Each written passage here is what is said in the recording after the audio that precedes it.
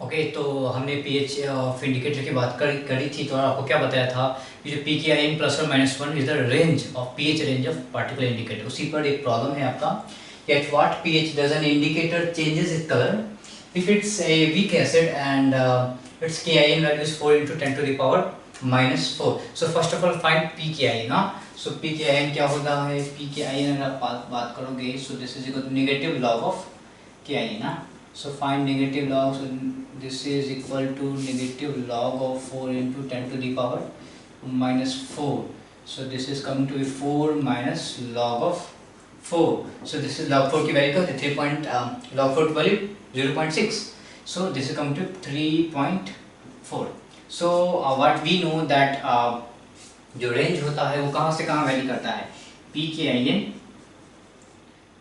-1 to P K I N +1। यहाँ से यहाँ उसको पी से किसी भी आपका इंडिकेटर का पीएच रेंज होता है। सो पी के आई एन की वैल्यू हमारी है 3.4। सो रेंज क्या हो जाएगा बताइए? रेंज हो जाएगा इसका 2.4 to 4.4। This is the pH working pH range of that particular indicator. Okay, अब क्वेश्चन और साथ में और क्या पूछ रहा है कि इनमें से किस सॉल्ट के लिए जो है हमारा जो इंडिकेटर है काम देगा, किस टाइट्रेशन के लिए हमारा इंडिकेटर काम देगा। तो ये जो आप देख रहे हो 2.4 to 4.4, this is the acidic condition, correct? PH less than very less than 7। So this is the acidic condition. Okay, so जब ये एक एसिडिक कंडीशन है तो हमको चेक करना पड़ेगा कि ऐसा कौन सा बंदा है जो हमें एसिडिक कंडीशन देने वाला है। This is ammonium hydroxide weak base, weak acid. So pH is around 6 to 8। Acid ज़्यादा है तो 6 के आसपास आएगा, बेस ज़्यादा है तो 8 के आसपास आएगा। तो ये तो लेस एसिडिक या लेस बेसिक सॉल्यूशन हो सकता है, तो ये अपना काम तो नहीं आ पाएगा। ये पीएच जो है इस सॉल्यूशन में काम नहीं हो पाएगा। यहाँ पे देखें, सो this is HCl strong acid weak base. So pH, yes, pH can be around 4। PH can be around 4। Okay, and if you talk about किसकी, HCl प्लस NaOH, ये क्या है? ये आपका क्या हो जाएगा? इसका जो HCl है और NaOH है ये क्या है? न्यूट्रल बन जाएगा। सो दिस इज पीएच भी अराउंड 6 to 8 के बीच में रहेगा। तो ये भी आपको क्या है? काम नहीं आएगा। तो HCl और अमोनिया का जो टाइट्रेशन करवाते हैं तो वहाँ पे आपका ये वाला इंडिकेटर काम आ सकता है। तो ठीक है, तो अब हम लोग क्या कर रहे हैं? टाइट्रेशन ग्राफ देखने जा रहे हैं। ठीक है, इसके साथ ही साथ हम लोग क्या देखेंगे? अभी टाइट्रेशन ग्राफ देखेंगे। टाइट्रेशन ग्राफ बेसिकली 4 प्रकार के ग्राफ होते हैं इसमें। ठीक है, 4 प्रकार के डिफरेंट ग्राफ होते हैं और उसको कैसे पढ़ना है, कौन सा इंडिकेटर कहाँ पे यूज़ करना है, ऐसे सिंपली पूछा जा सकता है। तो उसकी बात हम लोग करने जा रहे हैं। टाइट्रेशन ग्राफ का मतलब क्या है कि आप वॉल्यूम ऑफ बेस क्या है ऊपर से डालते हो और आप क्या आपके सॉल्यूशन में क्या होता है? सॉल्यूशन क्या होता है? सॉल्यूशन में एसिड रहता है। यानी कि आप मान लो कॉनिकल फ्लास्क है और आपने क्या किया है? ब्यूरेट से क्या है? ड्रॉप बाय ड्रॉप बेस डाल रहे हो। तो किस पार्टिकुलर पॉइंट पे आपका न्यूट्रल होगा? That particular point is called and point. Sorry, that particular point is equivalence point. Sorry, that particular point is called equivalence point.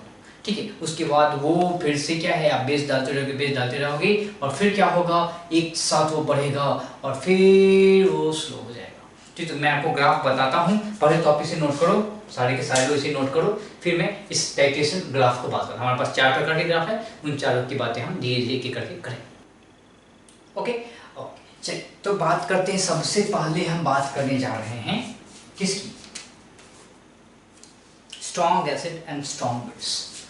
First titration of strong acid and strong base का titration. इसमें ज़्यादा कुछ नहीं, आपको graph दिखना, पढ़ने आना चाहिए ग्राफ एग्जैक्टली कैसा है, कैसे काम कर रहा है। तो मान लीजिए ये कोई आपका ग्राफ है। क्या ग्राफ है?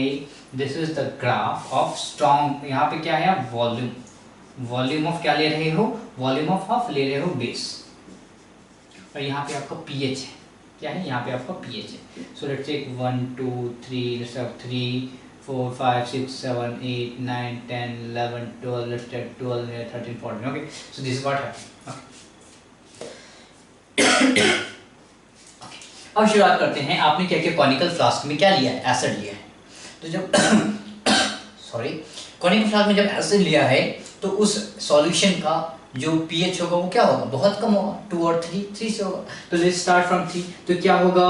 कि जब आपने बेस मिलाया ही नहीं है, जब बेस का वॉल्यूम जीरो है, जब ब्यूटेट से आपका जीरो ड्रॉप आया है, तो क्या है उस पार्टिकुलर सॉल्यूशन है इन द कॉनिकल फ्लास्क, उसका क्या होगा पीएच 3 होगा, 3 के अराउंड होगा। अब आपने क्या किया, एक ड्रॉप डाला, एक ड्रॉप बेस आया, एक drop sodium hydroxide, let's take sodium hydroxide आया, तो क्या होगा कि जब सोडियम हाइड्रोक्साइड आएगा तो क्या होगा, कुछ न्यूट्रल कर देगा, सो पीएच क्या होगा, इंक्रीज करेगा। तो पीएच क्या होगा, धीरे धीरे इंक्रीज करना शुरू करेगा, धीरे धीरे इंक्रीज करना शुरू करेगा, धीरे धीरे इंक्रीज करना शुरू करेगा, और the process is very fast. Sodium hydroxide and HCl, the process is very fast.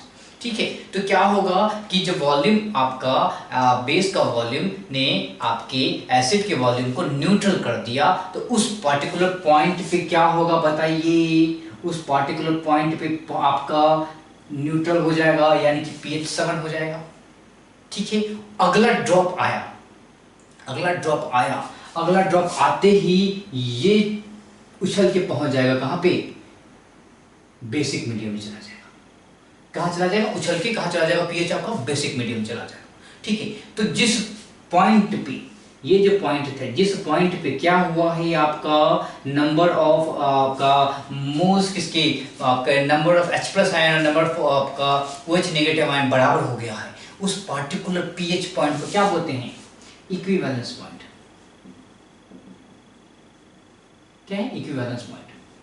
ठीक है, और क्या है, यहाँ पे आ गया, जब ये यहाँ पे आ गया, अब क्या है, अब आप क्या करोगे, फिर से base drop by drop base मिलाते जा रहे हो, बेस मिलाते जा रहे हो, तो अब क्या होगा कि आप कंसंट्रेशन ऑफ पी, आपका क्या OH नेगेटिव दिखेगा, सिंपल से बात, यानी कि पीएच क्या दिखेगा, आपका पीएच हमेशा ज्यादा दिखेगा, तो ये आपको क्या है, जी जी जी जी ऐसे आ जाएगा। ठीक, तो ये जो पॉइंट है, इस पॉइंट को क्या बोलते हैं, एंड पॉइंट बोलते हैं, इसके क्या बोलते हैं, एंड पॉइंट बोलते हैं।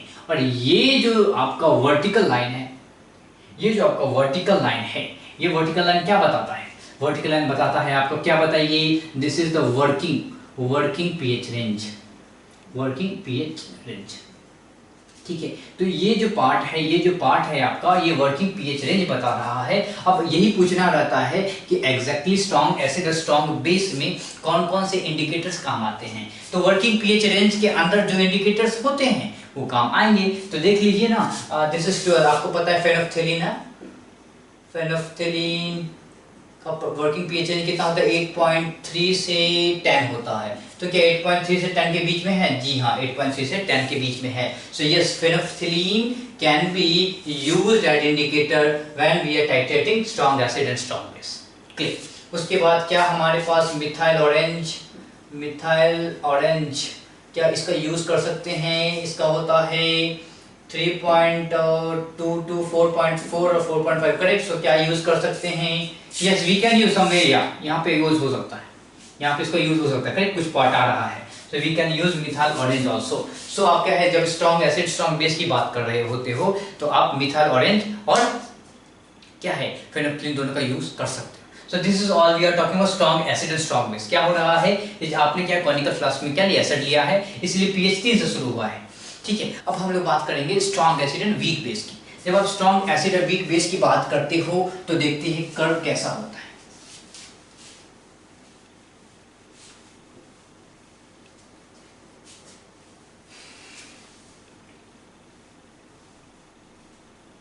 Okay, so we are going to talk about strong acid and weak base।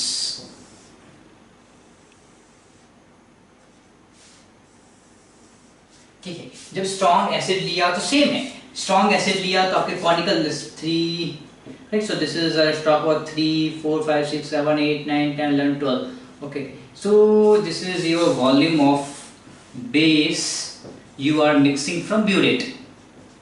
ठीक है, अब क्या है, जब आप कॉनिकल फ्लास्क में रखे हुए थे एसिड को, तो क्या था, उसका पीएच अराउंड 3 था, 3 और 3.5 था। आपने वीक बेस लिया है, क्या लिया है, वीक बेस लिया है। तो जब वीक बेस लिया है तो ये स्लगिश होगा, वो स्लो होगा, थोड़ा सा प्रोसेस बड़ा स्लो होगा, है स्लो होगा। ठीक है, स्लो होगा। ठीक, अब क्या है, जब आपने इसको वीक बेस लिया है तो समवेयर थोड़ा टाइम लगेगा जाने में और तब जाके वो न्यूट्रल करेगा, तो यू नो दैट्स अगेन ये इक्विवेलेंस पॉइंट पहुंचेगा। फिर क्या है, जैसे ही अगला ड्रॉप आएगा तो ये ऊपर की तरफ भागेगा।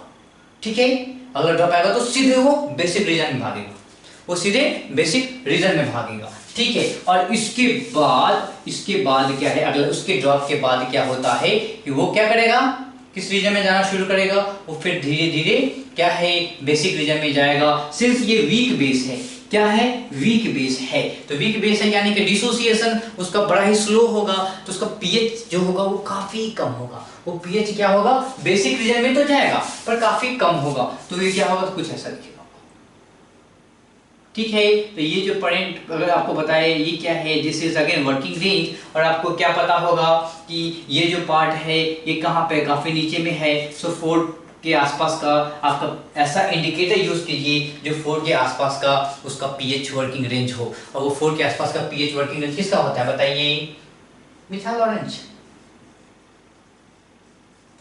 सो जब स्ट्रॉन्ग एसिड और वीक बेस की बात करते हो तो आप मिथाइल ऑरेंज का यूज करते हो, ठीक है। इसके बाद हम बात करने जा रहे हैं किसकी, इसके बाद बात करते हैं हम वीक एसिड स्ट्रॉन्ग बेस, किसकी, week acid and strong base.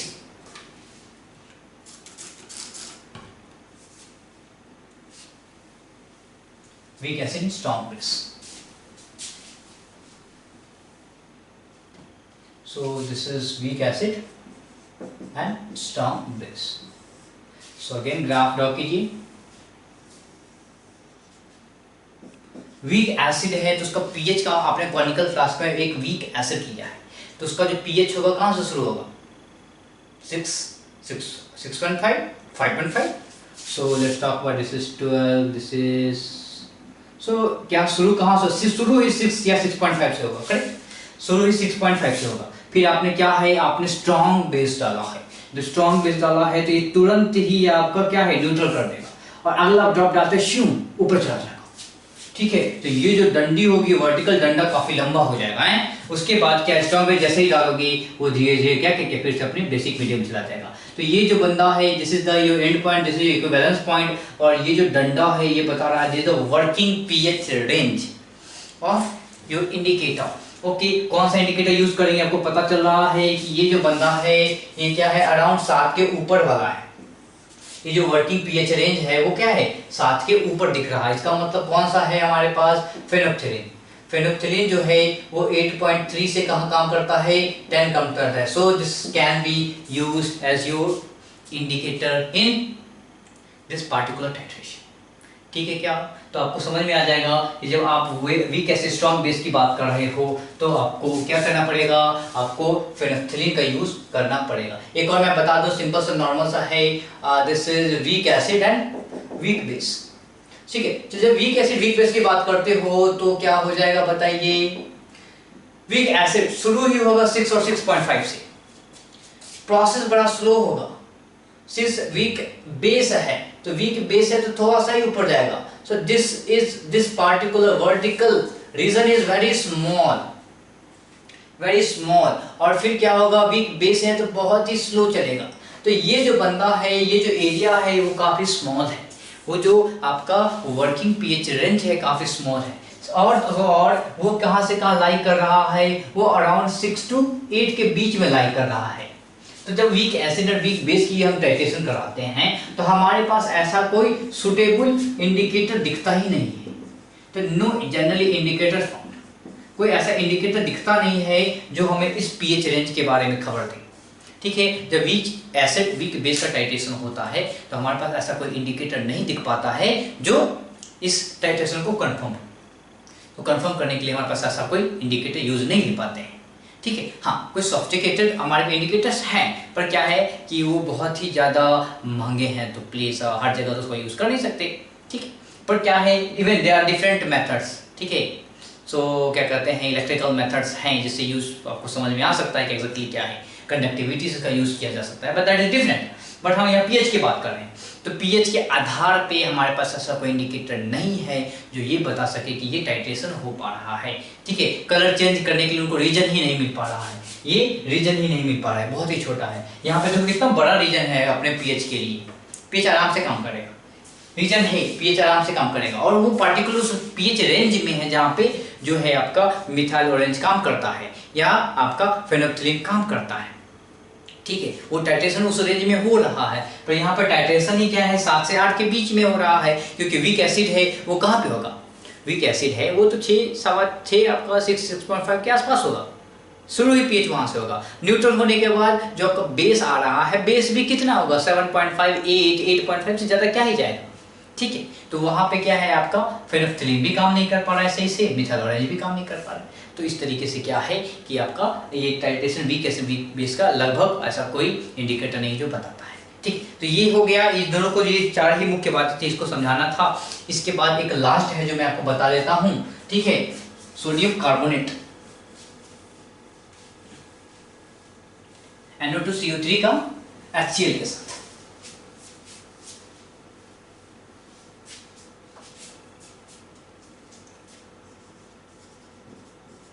NO2CO3 plus HCl, जब इसका कराते हो तो क्या होता है, इसका ग्राफ कैसा बनता है ये देखिए, ठीक है। तो ये क्या है, आप HCl वॉल्यूम ऑफ HCl ले रहे हो, कहाँ पे, ब्यूरेट में। आपने क्या रखा है, कॉनिकल फ्लास्क में क्या ले रखा है, कॉनिकल फ्लास्क में आपने ले रखा है सोडियम कार्बोनेट। सोडियम कार्बोनेट यानी कि बेसिक बंदा है ये, करेक्ट, बेसिक बंदा है, दिस इज द बेस। तो ये क्या समय यहाँ से स्टार्ट होगा। तो जब आपने एक ड्रॉप ऑफ HCl भी नहीं डाला है तो पूरा का पूरा बेसिक मीडियम है, पूरा का पूरा बेसिक मीडियम यानी कि पीएच क्या होगा 7 से ऊपर होगा, तो सर अराउंड 10-11 होगा, ओके। जब आप एक एक ड्रॉप डालना शुरू करोगे तो क्या होगा, धीरे धीरे क्या होगा, उसका वो न्यूट्रल होना शुरू होगा, ठीक है, वो तुरंत शिप नीचे आएगा जब वो न्यूट्रल हो गया, राइट। फिर क्या है, this is this again same thing, this is your equivalence point, this is your and point. फिर क्या होगा, फिर ये ग्राफ ऐसे आएगा, फिर ऐसे आएगा। तो क्या है, इसमें आपके 2 वर्किंग पीएच रेंज होते हैं। क्यों होते हैं, क्योंकि जब आप रिएक्शन लिखोगे तो क्या पहला रिएक्शन ऐसे होता है, Na2CO3 plus HCl gives you क्या बताइए, NaHCO3 प्लस HCl। तो क्या है कि जब क्या होगा, H2 करेक्ट, NaCl, ओके। तो पहले जब आपका ये HCl खत्म हो जाएगा, पहले जब आपका पहला इक्विवेलेंस पॉइंट कब आएगा, जब ये बंदा NaHCO3 में बदलेगा, राइट। जब NaHCl स्टिल ये आपका क्या है, बेस है, तो क्या है, ये समझे यही दिखता है। फिर से आप क्या हो, HCl ऐड करते जा रहे हो तो ये फिर से न्यूट्रल। दूसरा रिएक्शन आपको पता है ना, NaHCO3 प्लस HCl, दूसरा क्या है, इक्विवेलेंस पॉइंट यहाँ पे आता है और वो क्या होता है, NaCl पूरा का पूरा बना देता है, करेक्ट। वो पूरा का पूरा क्या बनाता है, NaCl बना देता है। और I think now you are getting H2O plus CO2, correct, ठीक है। तो इस तरीके से आपको क्या है, आपको समझ में आता है कि 2 इक्विवेलेंस पॉइंट प्राप्त करने का एक ही कारण है, क्योंकि यहाँ पे क्या है, 2 स्टेज में रिएक्शन हो रहा है। तो ये क्या है, तो 2 आपका वर्किंग पीएच रेंज आता है, ठीक। तो यहाँ पे आपके ज्यादा क्वेश्चन तो यहाँ से बनेंगे नहीं, आपसे क्वेश्चन जो मैंने बताया पीएच के जो कुछ फॉर्मूले हैं उसको समझिए, जो आपके थियरी पीएच काम कैसे करता है उसको समझना ज्यादा इंपॉर्टेंट है कंपेयर टू ये क्या है। ये तो ग्राफ, इसको ग्राफ से समझना कि एग्जैक्टली ये क्या है, ये इक्विवेलेंस पॉइंट है, ये एंड पॉइंट है, ये पीएच वर्किंग रेंज है। यहाँ पे क्या था, ड्रॉप आपने डालना शुरू किया था, किसका, HCl का। ये आपका बेसिक मीडियम था जब वो अकेला था। जब आपने HCl मिलाना शुरू किया तो वो धीरे धीरे न्यूट्रल होना शुरू किया, तो धीरे धीरे न्यूट्रल होना शुरू किया। जैसे आपने अगला ड्रॉप डाला वो यहाँ पहुंचा, ठीक है। अब फिर सिंस आप HCl डालते जा रहे हो तो फिर से ऐसा होता जा रहा है, पीएच वो कम होता जा रहा है। अब आपके पास क्या NaCO3 बन चुका है, अब वो फिर से HCl से यूज आपका रिएक्शन करेगा, तो क्या होगा, फिर से आपके पास क्या इक्विवेलेंस पॉइंट आएगा, ठीक। तो आपके 2 पीएच वर्किंग रेंज आ जाते हैं, किसमें, जब सोडियम कार्बोनेट और HCl का रिएक्शन होता है। तो इस तरीके से आपको ये समझ में आया कि यहाँ पे 2 आ रहे हैं। फिर मैंने इसके 4 प्रकार के इस वाले ग्राफ को देखा और इसको थोड़ा सा ध्यान में रखेंगे। और सबसे इंपॉर्टेंट है कि इंडिकेटर्स की जो पीएच है वो क्या होती है, मैंने बताया फार्मूला, कभी कभी फार्मूला पूछ लेता है। उसके बाद पीएच का वर्किंग क्या होता है, कैसे काम करता है, और कौन सा इंडिकेटर कहाँ पे यूज करेंगे, कौन से आपके मीडियम में यूज करेंगे, कौन से टाइट्रेशन में यूज करेंगे, कौन से पीएच रेंज पे यूज करेंगे, ठीक है। तो ये जो बेसिक कुछ इन्फॉर्मेशन आपको याद रखना पड़ेगा, ठीक है। और इसको आप जान लीजिए, फिर तो आपके क्वेश्चन सारे आराम से बन जाए, ठीक। अगले लेक्चर में हम अब सीधे बात करेंगे सबसे अंत में जो टॉपिक्स हमारे बच गए हैं, दैट इज सॉल्युबिलिटी प्रोडक्ट की, ठीक है। उसके बाद हमारा ये आयनिक इक्विलिब्रियम खत्म होने वाला है, ठीक है। तो चलिए मिलते हैं आपके अगले लेक्चर में। Thank you very much.